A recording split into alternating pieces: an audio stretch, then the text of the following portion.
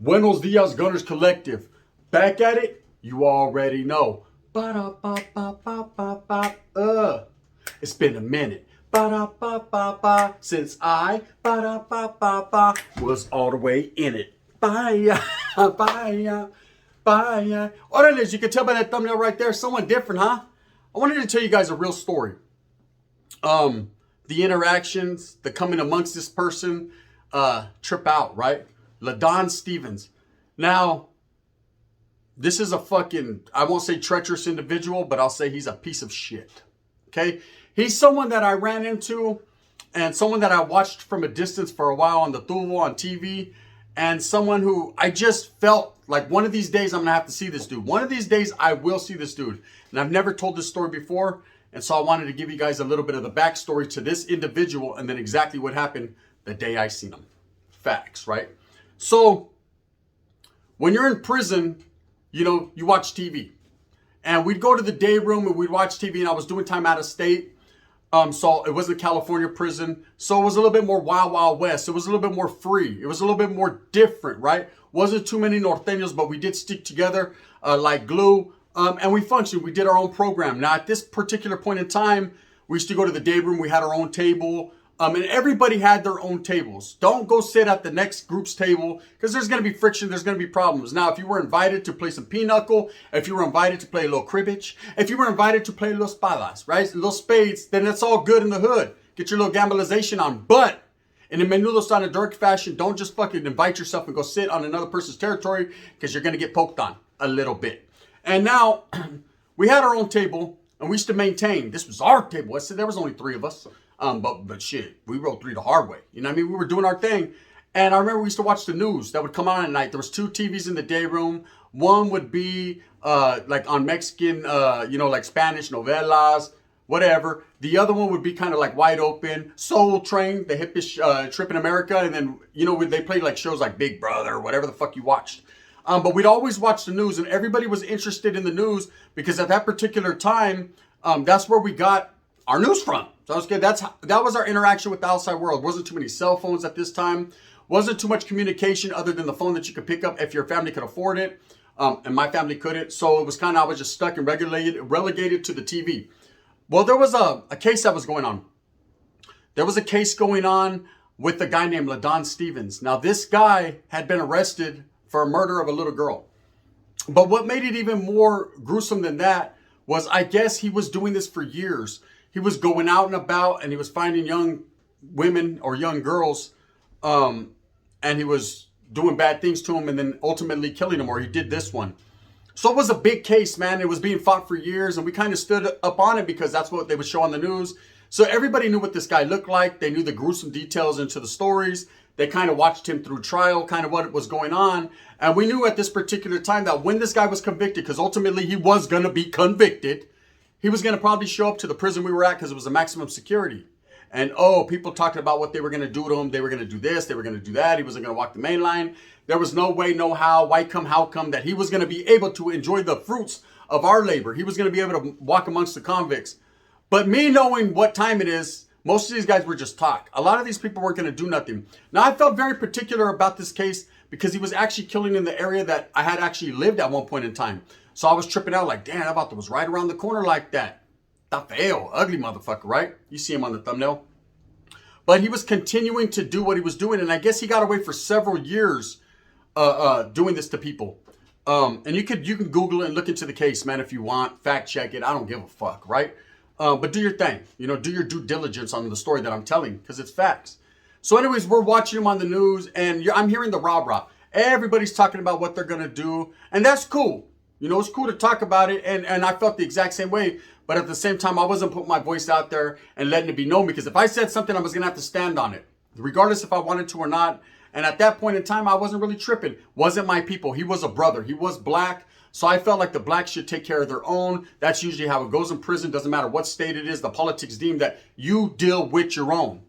Okay? Me being a Norteño at that time, there wasn't very many of us, so we would deal with our own if there was. If they came in with a shady case or anything bad, bam, we would have to do what we had to do, right? But at this particular time, the wind was blowing. It was all good in our hood. So we're watching it for what it is, and it is what it is. Anyways, this guy was strangling women and girls and doing things of the sexual nature to him that shouldn't be done. And so he's the lowest form of scum in the prison system. Now, for those of you that have never been to prison, you've heard it many times. There's so many different prison channels. Shout out, respects to all the prison channels, man. I don't care if you like me or you don't. Respects to you. One thing I'll say for sure is these guys, there's a category, right? There's levels to this shit. You know, you got the very top, you know, the organized crime, the people that are really been in there, really doing it, lifers. And even pieces of shit could slide around them. You just never know, right? And then, of course, you got the people that are active general population gang members. Then you got people beneath them, and people that are kind of like JCATs and EOPs. And then, of course, you got the people who tell on everybody. And then at the bottom of the barrel, man, right there scraping at the bottom are chomos, right? Rapists and chomos. And these people get no love. For the most part, you're not even going to see these guys because these guys get taken off on in R&R or anywhere they go. It's all point bulletin. Everyone's on them. And most of the time, I'm going to give you some knowledge you can't get in college. Some game right here. The wind's blowing. Wait up. Let me make sure no one's listening. The cops are going to let you know what time it is. You think they're not? The placas are men just like we're men. And although they are cops and they're on the other side, man, and they got their shit to do, they're the cops, we're the robbers. They're men just like us, and they don't like people that hurt children. So they'll let you know, hey, we got one of them on the, oh, damn right. What time is he coming? We'll be here about 1 o'clock. Okay, I see the train coming. It's coming around the bend. I'm leaning, right? And we're going to try to make this motherfucker spleen lean. So most of the time we'll know, we'll get the heads up. This Vato's coming to town and Santa Claus is going to get gunned down. It's just how it is. Now, this is what happened when I seen this guy, because I actually came into contact and seen him. Trip on this. So this prison where I was at, you would come out, they would bring a cart, man. It was more like a county jail. They'd bring a cart, they'd pull the trays off, you had your tables, everybody would get fed. Boom, they had a soda machine. You can go get a little soda in the soda machine, whatever you got to do, right? Sit back at your table, and that was it. And I think it was 4 to a table, and that's how you ate. That's who you interacted with. Now, at this place, it wasn't like certain prisons in California where they dictate where you sit, and you got to sit with whoever you sit with. In this place, you could play the gang shit. In this place, you could sit with your own people. Now, everybody knew, like I said in the beginning of this spiel, which tables were which. And no one ever stepped their step, right? Nobody would go to your table and just sit down. Now, sometimes these tables had exactly the spots of the cell. So if it was 73 men in this fucking pod or in this building, that's how many seats there were, 73. So there wasn't no extras. There wasn't none short, right? So if, say, I said there was 3 Norteños, so every once in a while we'd have a brother sit with us, or even a white dude that was a non-affiliate would sit with us. And it was what it was. We didn't trip, man. We didn't talk to him, but we didn't trip, right? But as long as they were a good, solid individual, it wasn't like we were hating on the guy. We understood that there was just one table that was going to be like that. And sometimes you would have to sit at another table of, you know, whatever the case may be. So anyways, this guy had been convicted, this Ladon Stevens cat, right? And he was the worst of the worst. And not because, I'm sure there was other individuals that had probably done more heinous crimes than him.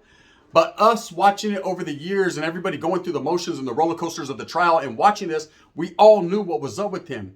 And it was like an all-point bulletin. If this motherfucker comes, this motherfucker's going to get got, right? So, bam, he gets convicted. It's whatever. Some people are really into it, and they're keeping up. Oh, that fool's in fucking reception right now. Oh, that fool's over here. You know what I mean? Oh, are you going to do something to him? No. All right? And so that's how that was. But trip out on this. We're all going to chow. I remember I was sitting with a couple homeboys. We had a seat that was open, and there was a cell that was open. And usually they keep these cells filled to capacity, you know, maxed out.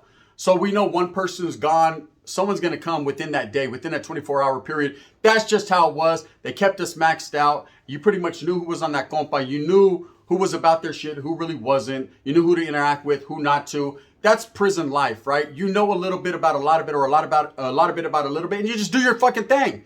You don't try to do too much, man. Look, I'm not going to sit here and lie to you and act like my chest was, I was huffing and puffing and trying to blow people's shit down, right? I wasn't doing all that. I was just doing my time like a regular Vato does his time, kicking it amongst my homeboys, working out a little bit, and just trying to get on down the road. That's it. You know what I mean? Fuck it, eh? Just get on down the road, eh? You know what I mean? That's all I was trying to do. So I wasn't playing the tough role. I didn't have to play the tough role, man. I had some good paperwork. I was doing my thing. I was in there on a solid case, and that was it. That was all I had to do. Now, I'm kicking back, and the door slides open. We're all at chow, right? We're eating. We just got handed our trays when the door slides open. The Sallyport door, it's called, right? And boom, all eyes on me, right? Or all eyes on him. Guess who came in the compa? I'll give you one guess. Yeah, hold. You're right. Ladon Stevens walks in. This motherfucker right here. Brothers, mount up, right? Only the brothers are looking like this, like, who this motherfucker right here, right? They're not really tripping. Now, I know. I see him. The white dude's looking at me like, hey, brother, you see that? He hit me with sign language. I see him, bro. I see him, shit. I seen him when he came in. His tongue was out like that. Look. Right, motherfucker, look. He came in, that motherfucker looked like an Amazonian. He was ready to do his thing. So he walks in, and everybody's looking at him. Everyone gets quiet. Spoon's like, can't believe that he showed up on our compadre. Every place he could have went in the whole wide fucking universe, there he is, right? Now, we've been watching this guy every night on TV, so it's not like he's a celebrity like Michael Jackson. Everyone's about to backside up out of there. Everyone's trying to front side, I think. So this is facts. He comes in, right? And he goes to his cell to put his property, and immediately he comes out to get a tray. It's chow time. He's right on time for chow. Who would have thunk it, right? Now, he's looking around for a table to sit at. I got my foot all on the table like, bitch, don't even try it, right? And he's looking around, and the cop tells him, go sit at the open seat. Now, it's me and two other Norteños, and I'm looking at the homeboys like, we can't.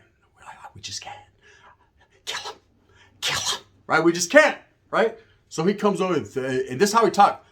Can I sit down? Fuck no, you can't sit down. I told him, hey, Holmes, don't sit there, homie. Don't sit there. You know what I'm saying? I'm trying to eat my Salisbury steak in peace.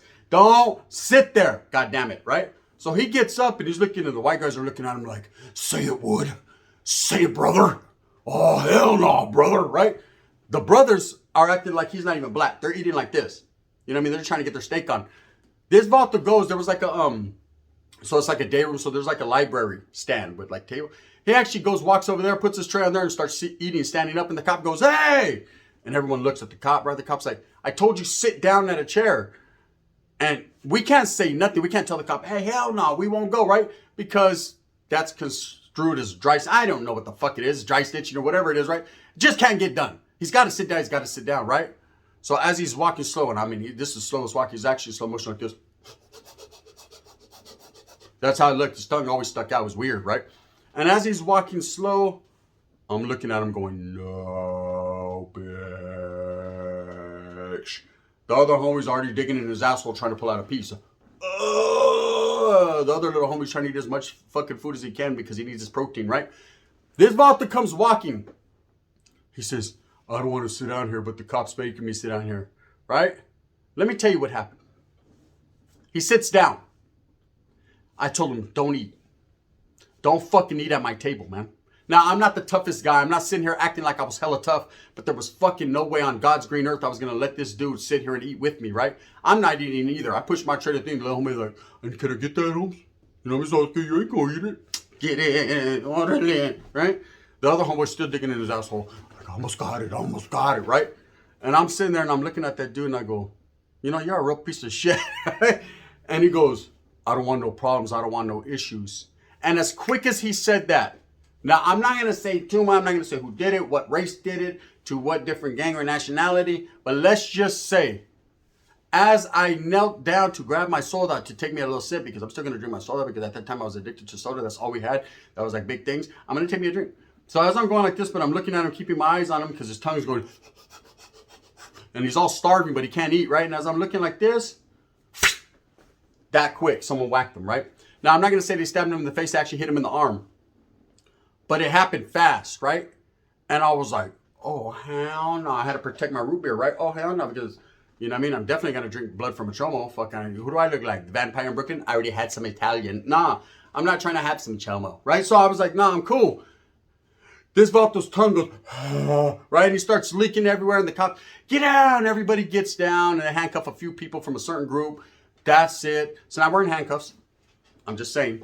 And they're leading us up out the way. They take this guy to the Hoyo or to the infirmary, and they come back later and take his property up out of there. They place him in the hole to be transferred out or wherever to a different compound. I don't know where he went after that. That was the interaction with them. That was That's why I say, and I've said in many of my spills, it's a small world. You just never know who you're going to run into. That one particular person that you just don't want to see, you're like, man, I'm cool, man. They're out there here. I'm cool. That's the person you're going to be set up with. It's the way the world works, the universe, man. If you give off bad vibes, the vibes are going to come back to you. If you're positive, you're going to have some positive shit happen in your life. But I just knew the first time I ever seen this guy and got involved in his case, like watching it, that this guy was going to somehow come there. Now I'm going to tell you another quick story. So I'm in an IMU, which at this time I was doing prison time in the state of Oregon. Yes, I was.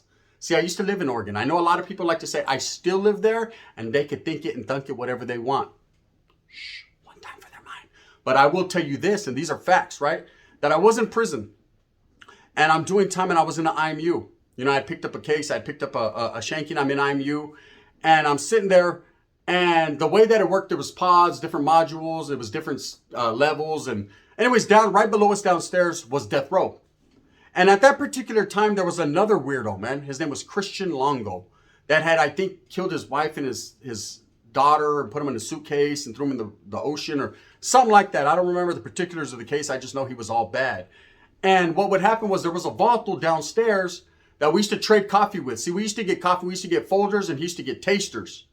They couldn't get Folgers for some reason on death row. And we couldn't get tasters where we were at. So we had found ways to trade. So we'd hit him up. Hey, homie, he was cool. He had juice with the huras. The huras would come up, trade out the coffee. And it was what it was. It was a good little system. And everybody was cool. He was a white boy, but he was solid as fuck. He was actually in there for killing someone on the yard. Everybody knew him. He was well known and he had a lot of respect. So anyways, when I would go down there, his wood homeboys would get at me on the chair. Hey, if you can communicate with my brother, could you tell him to shoot a shot of tasters? Because the way the woods work up here is we ain't got no money at this point. I said, I got you guys. So I remember going to the yard and I'm hollering. There was a drain that you could talk to in the corner. And so I remember saying, hey, are you down there, bro? I'm not going to say his name because I'm not going to put his name on blast if he's still doing his thug thizzle. I know he's a lifer on death row. So I was like, hey, bro. And another guy all quiet and shit sounded like, oh, Tito. Nah, this ain't him. Right? I was like, who the fuck is this?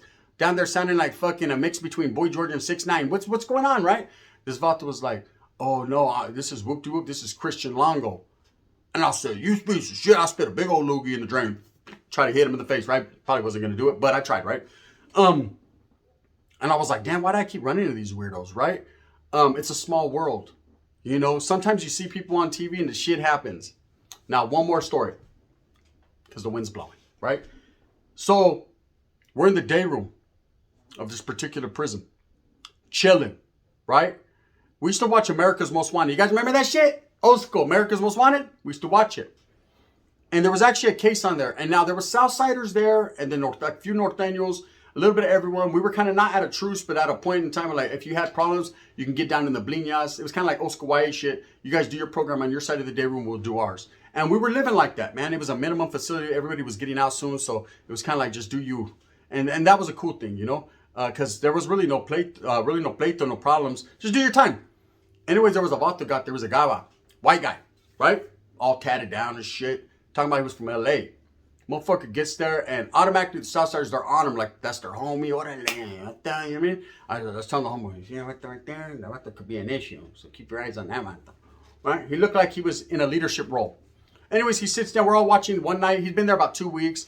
And I was real skeptical of this guy because he was very quiet, kind of did his own thing, but I still knew that he knew what time it was. Us both being from California, out of state, he knew what time it was, right? And I knew what time it was. So we're watching each other. You watching me, I'm watching you right there. Straight up. You got Ashley's feet. Take care of that shit, right? I'm watching closely. This is about to sit in the day room. We're all sitting in the day room. Well, this America's Most Wanted video pops up where they're talking about a case with a few murders that had happened in LA, the LA area. And I swear to you, man, this Vato's picture pops up. Talking about he's out of state doing time, moved there for his own protection. Man, oh hell. Oh no. Right? I seen Southsiders get there moving in Hoover, grooving on, right? They were getting the harra on, right? This Vato's, no, hey, it's them white woods, right? Oh man, they tore his ass up. Like I said, that goes to show you, that's another thing to show you, you just never know. Okay, the world's small, smaller than you know it. You never know when you're going to run into someone. Anyways, with that being said, I'm back, gente. I know I missed a few days on YouTube. Guess what? I was taking care of some business. I had some shit to take care of. So I went to visit familia. You know what I mean? We did our 4th of July thing. I went to see my Theo's grave. You know, my Theo's passed away. I just went to do a lot bit of a little bit. But I'm back. You know what I mean? I got some other things going on in the meantime, in between time. And I see nothing has changed on YouTube. But guess what? The gun is back. With that being said, I hope that you move smooth with a purpose. Get everything that you want coming to you. Remember, at the end of the day, it's all about the struggle, the strive, and the strive to struggle. Hey, you want to fact check the little videos? Do your thing, man. I ain't really tripping. Slip the clip in and get to spinning. It's thumbs up or thumbs down. Heavy's going to be the head that wears the crown. I'm going to continue to strive and struggle, struggle and strive for what I honestly and truly believe in, and that's being the gun for the raza, by the raza. Bang, bang.